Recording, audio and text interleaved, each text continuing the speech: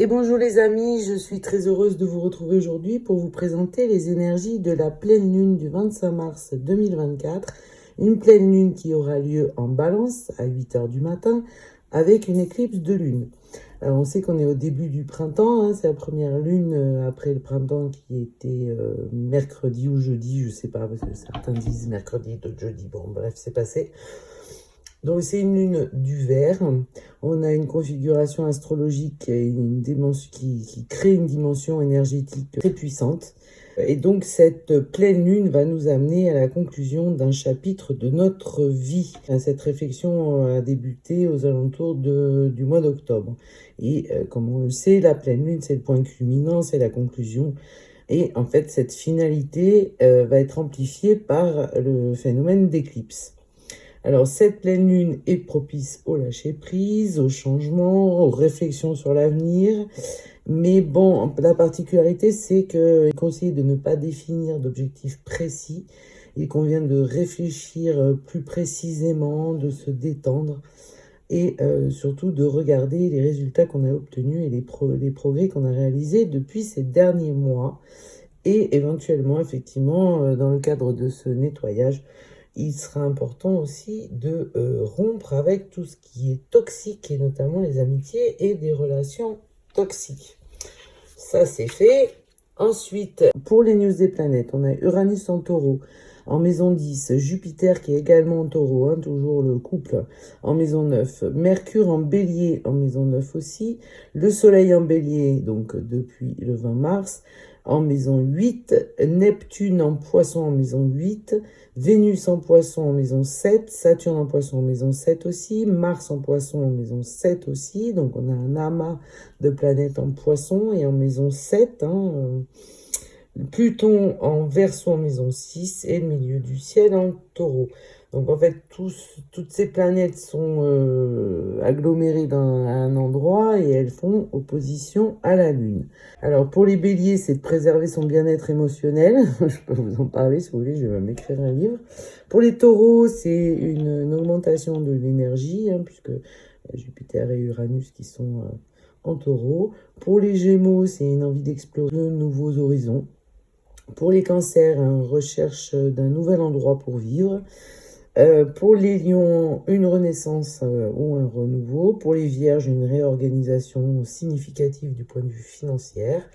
Pour les balances, réinitialisation énergétique, hein, effectivement, en plus la pleine lune est dans ce signe-là, donc on va vers une réinitialisation, mais un rééquilibrage aussi, hein, plus particulièrement avec la balance. Les scorpions, une expérience spirituelle profonde. Pour les sagittaires, vous allez remarquer l'importance de l'amitié et de la communauté. Pour les capricornes, il est nécessaire de réévaluer votre flux de travail. Pour les verseaux, une nouvelle perspective rafraîchissante, une clarté renouvelée pour voir le monde différemment. Pour les poissons, il est important de réexaminer sa situation financière. Donc voilà pour les news des planètes et pour le petit point astrologique pour chacun des 12 signes. Ensuite, j'ai tiré donc le symbolone que j'aime beaucoup. Oh là là, ouais, d'accord. Super, ça c'est l'ambiance. Je vous lis un petit peu le passage. Fustigation, mortification. Alors on a la logique de la Vierge et du Scorpion, de Mercure et de Pluton. L'autopunition, l'obligation d'expier ses fautes, la fustigation, la névrose obsessionnelle, l'exorcisme, la poursuite d'un idéal. Et bien comme ça c'est divers et varié, mais enfin bon, c'est compliqué comme situation. Peut-être temps de sortir de cette situation aussi, profiter de la pleine lune pour en sortir. Tu as atteint une forme peut-être légère d'obsession. D'une façon ou d'une autre, tu t'es laissé entraîner dans un cercle vicieux. Tu te sens obligé d'être innocent et blanc comme neige. Tu crois pouvoir éloigner le mal en essayant constamment, par la pensée ou les actes, de te purifier. Ces rituels sont parfois si subtils et vont tellement de soi pour toi que tu imagines qu'ils font partie d'une vie normale. Mais en réalité, ils te dépossèdent d'une partie importante de ton énergie vitale et te manipulent comme une marionnette. À bon entendeur, bonjour, bonsoir même. La recherche de la solution. À certaines périodes de la vie, chacun doit mettre de côté ses propres intérêts pour servir les causes les plus nobles. Ça aussi, c'est à bon entendeur. Ton cheminement passe par la poursuite d'un idéal de ce genre. L'idéal collectif serait pas mal peut-être. Les rituels, pour le bout du chemin, les rituels sont des champs énergétiques qui sont constitués par la répétition constante des mêmes gestes, ou parfois par une combinaison de ces gestes. Tu as appris à distinguer les rituels utiles de ceux qui sont inutiles et qui mènent à l'assujettissement. Donc il y a une conscience troublée et un conflit moral. Donc ce serait peut-être bien de trouver une solution beaucoup moins douloureuse et beaucoup plus agréable pour tout le monde. Voilà pour le symbolone qui est toujours très cash et qui ne mâche pas ses mots. Ensuite, j'ai pris le grand été là, ambition. Alors les cartes, je voulais en tirer 3, il y en a 4 qui sont sorties à chaque fois. Celles-ci sont sorties 2 par 2 et celle-ci aussi. Donc on fait avec, voilà. Donc ambition, joie profonde, révélation, espérance.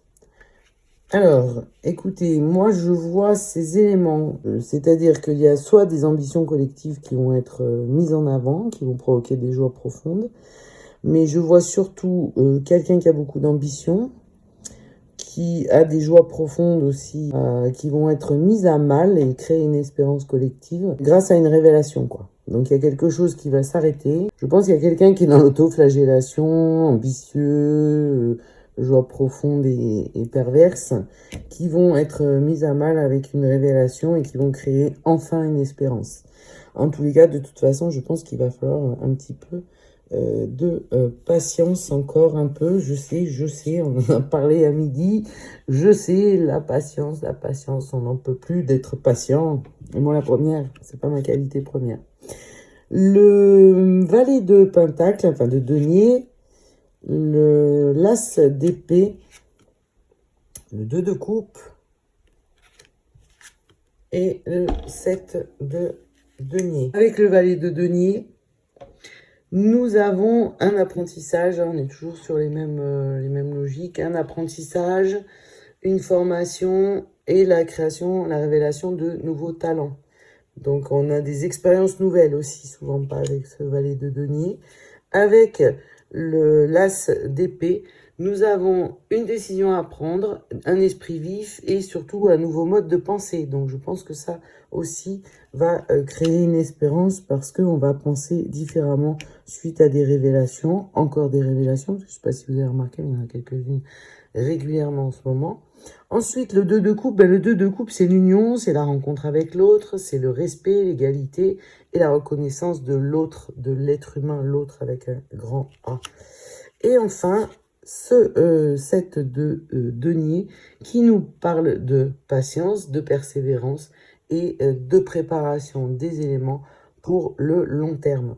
Donc effectivement, il y a un tournant, il y a quelque chose, ça risque de remuer pas mal.